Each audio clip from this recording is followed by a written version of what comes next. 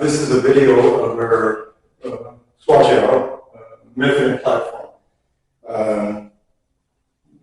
This is my method and platform that, from my training, been in Shuai Chiao close to 30 years, through my training from my instructor, through my experiences in teaching, through my experiences in training teams to go compete, all of those things all rolls into my method.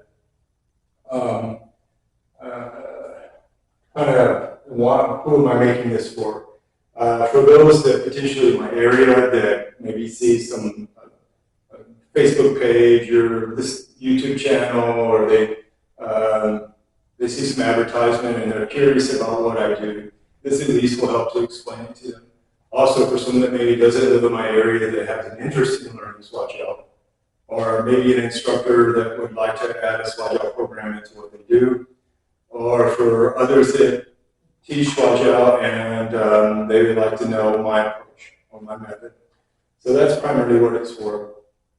So I'm going to cover these different topics. This will probably be a pretty long video, but I'll try to make it so it's somewhat entertaining at least. So to start with, there's ranges of fighting in Shuai Chiao: kicking, striking, seizing, throwing, and then there's follow-on actions after a throw: striking, seizing, controlling, kicking. When I'm saying seizing, I'm implying anything from controlling an arm and neck, a torso, a leg,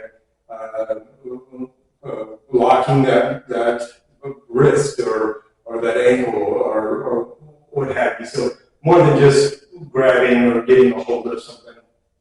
These things can overlay on each other. Like you could be in a throwing range, do striking. You could see somebody and throw them. You could see somebody and strike them, etc. As we go through, I will detail this stuff out more. Here we're talking about controlling the person. It's more pinning the person. You know, you've thrown them and now you're pinning them or securing them to the ground. Methods of development. This is your training in this. So forms are traditional components. Like you would see forms in pretty much any traditional martial art, whether it's Korean or Japanese or Chinese, and even for on a different note, even like Western stuff. You know, when somebody's doing shadow boxing in boxing, we'll say. They may have a set routine that they like to do to practice that. So these forms consist of Shuai Chiao form themselves, bell cracking forms, Taobao, and there's videos that I have that cover those different things and their value and their purpose. Apparatus is that it's kind of like ancient CrossFit. I'm utilizing everything from there's stone blocks, there's weighted bags, there's ropes and pulley systems. There's a bunch of different ways in which to physically train the body to improve yourself, the strength of your body, or the size of it, in which to become more effective at utilizing these ranges of fighting through Shuai Chiao. Technique is just that. It is somebody is trying to execute something on you, or you're trying to execute something on them, and you're trying to role play out the scenario, whether it be just striking or kicking, or striking and kicking, or a specific throw, or following through the throw and pinning them or striking them afterwards. Application is like a free-form way of taking the form content, the apparatus, the technique, the things that you've done to develop yourself, and now can you apply it to others, right? So in that, I break it down into components. There's striking onto itself, striking and kicking onto itself, striking, kicking, and throwing onto itself, throwing through wrestling onto itself. There is, we'll say, combining all those things with follow-on attacks, any different way that you can kind of combine those things together. Because some people, naturally they're better at, say, striking, or they have great flexibility and they're great at kicking, or they really understand their central equilibrium and axis, and so they're able to do throws and maintain their balance really well. But when you take them out of their comfort zone and you get them to do one of these individual things, though, they have to kind of work through that and develop it more. That's the reason I break them down into pieces. And at the same time, we put them back together and the person practices a whole of the stuff in a lot of ways. Strategy is just the underlying view for what it is. Say if it's a sporting event, these are the rules, this is what you can do, what you can't do. Same thing for street application. This is what you can do, this is what you can't really do. And I'm talking about civil and criminal implications. Modules. Modules are a series of training techniques or, say, a particular strategy or idea. Like I have a module that covers the use of the jacket in Shuai Chiao, how to utilize certain grips and how to break free from grips, how to use the jacket to your advantage or disadvantage. As well as there's like 4 dozen different modules that range from about 10 to 12 techniques. They're specifically that, throws or kicks and punches or striking movements or all of those things put together. They're just ways for people to see and experiment with the different aspects of the training and to get some kind of grip of it. Other methods. These other methods are things to maybe help to improve the person. Maybe that be running or a focus on their diet or training apparatus from other things or training approaches from other things. You know, maybe it be another martial art or maybe some other form of training altogether.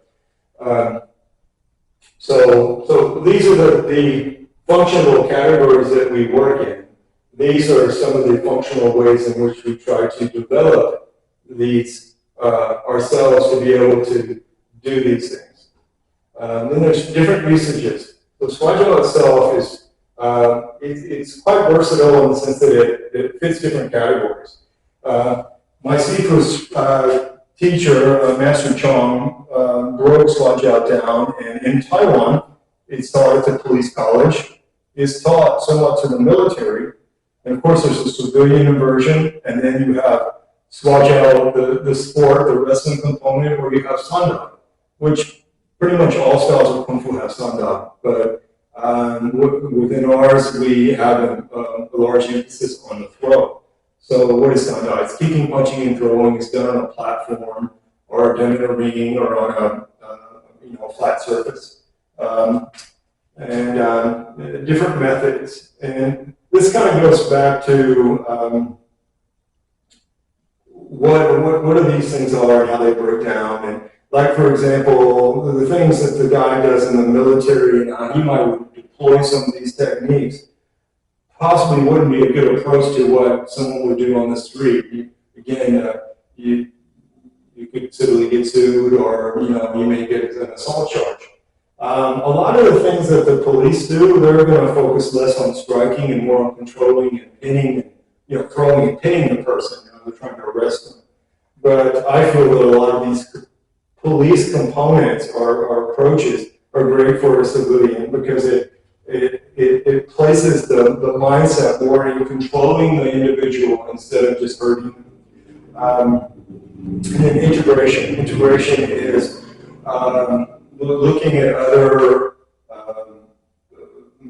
martial arts systems and approaches and how they train, and again, can any of those things provide value to what I do and what I teach, or what would be beneficial for this pupil. It is a Shuai Chiao short or long range. Well, in my personal opinion, you can do long range with Shuai Chiao, but I feel that short range technique works better with the method. Why I say that? Because the specialty of Shuai Chiao is throwing somebody, okay? Not striking or kicking them or fighting with them on the ground, but throwing them in all manners. So based on that, I have to get an attachment and then execute a throw, right? So short range kicking and striking to get to be in that range close enough that you can get a hold of the person would be advantageous. It doesn't mean that long range is not an effective approach. You know, you go from long range to mid-short and then you get the attachment. The great thing about long range is being able to maintain a distance from someone or a couple of people that are trying to get a hold of you. Also, learning long range, you learn how the kicks work and the maneuvers work, and so in turn, in that process, you're in a lot of ways better suited to be able to counter those moves because you've experienced them. Does Shuai Chiao have grappling? Yes and no. It has grappling in the sense that learning to pin and control the person when they're on the ground, or when I'm standing up, I may have to grapple with the person to get the grip that I want or the position that I want.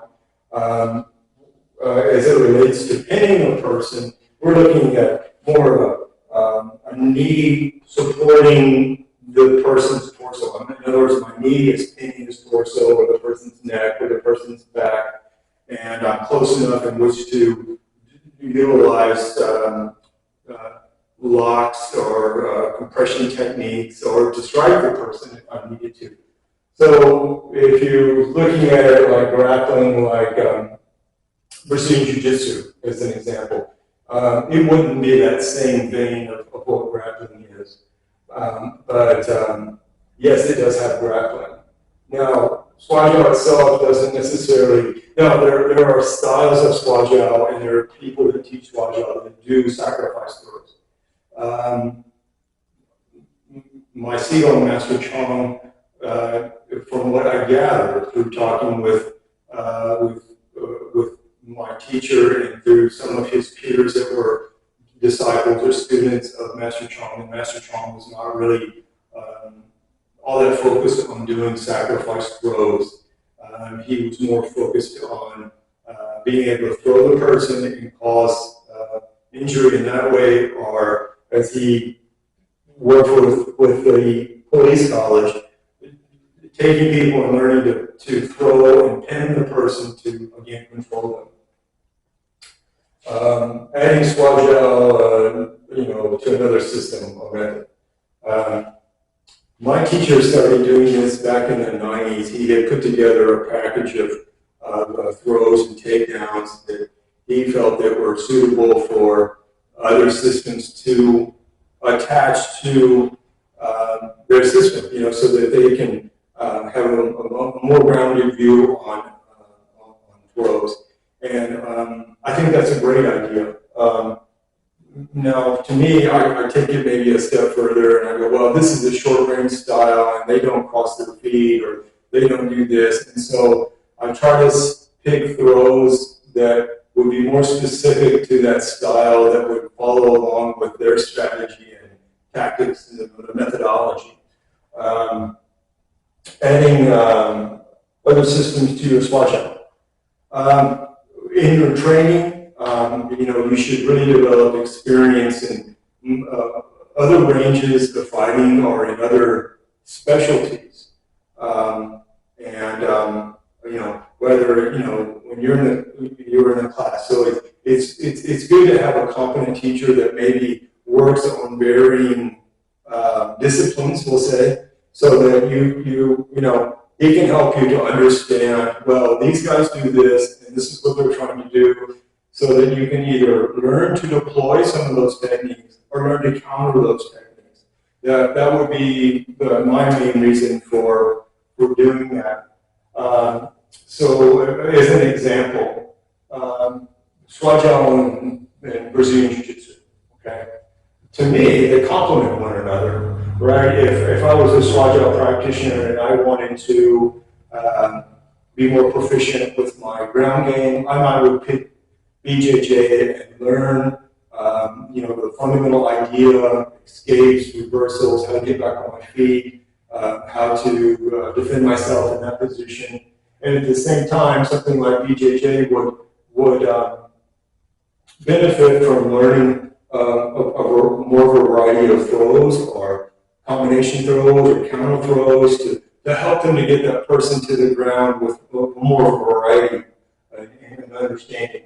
So I don't see a problem in cross-training between styles, but when it comes down to what you're testing over, just like the BJJ guy, he may learn some boxing, he may learn some Muay Thai, he may learn some judo, whatever it may be. He's learning these things to round out his experience of whatever it is, or his sport application or self-defense application, whatever it may be. But when it comes down to it, when he takes his test, he's going to take a test over what's BJJ is. Now, training in a mixed martial art gym, that would potentially be a different approach.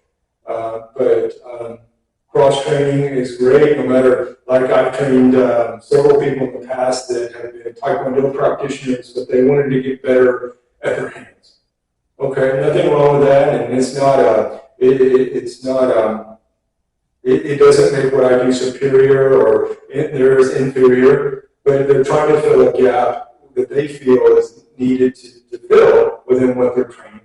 And nothing wrong with that, and they shouldn't move away from what Taekwondo is, but if they feel that's going to make them more confident or more rounded in their approach, then great.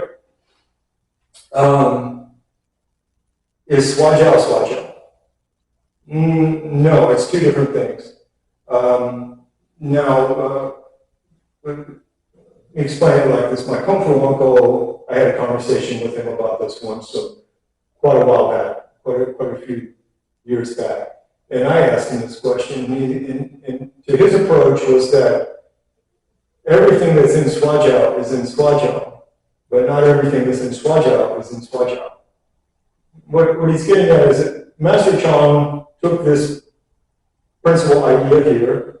Now, I think at different times, Shuai Chiao has had all kinds of weapons, I'm talking hundreds of years ago, swords, spears, because the people that trained this were either palace guards or they were soldiers, and so they would have, Shuai Chiao would have been a component of what they did. And then through time, it became more of a sport. Master Chong's, in my opinion, is a pretty complete system. I don't feel like I need to really add that much to it. There are some things that have become more prevalent in the last 25, 30 years that I need to understand better. But this Shuai Chiao is this, right? It's kicking, striking, seizing, locking, standing up, right? Grappling with a person, throwing them, and then there's these follow-on actions. So it's a pretty comprehensive package. It's pretty well put together. Now, some people that do Shuai Chiao utilize this name. And why do they do that? It's not that they're trying to distance themselves from Shuai Chiao, but this way that it's spelled is more visible on the internet.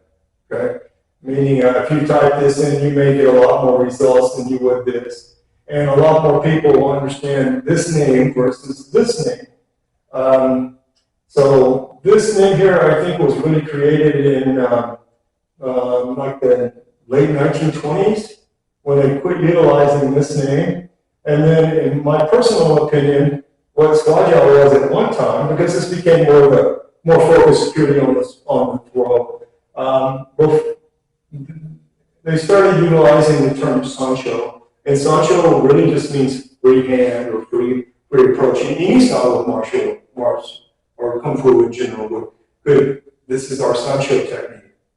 So, but I think Master Chong stuck with this name because he felt that it was more, more representative what he does, and you can see that with him being able to break these things down into these different components and then fleshing them out. I think you did an excellent job in creating this stuff.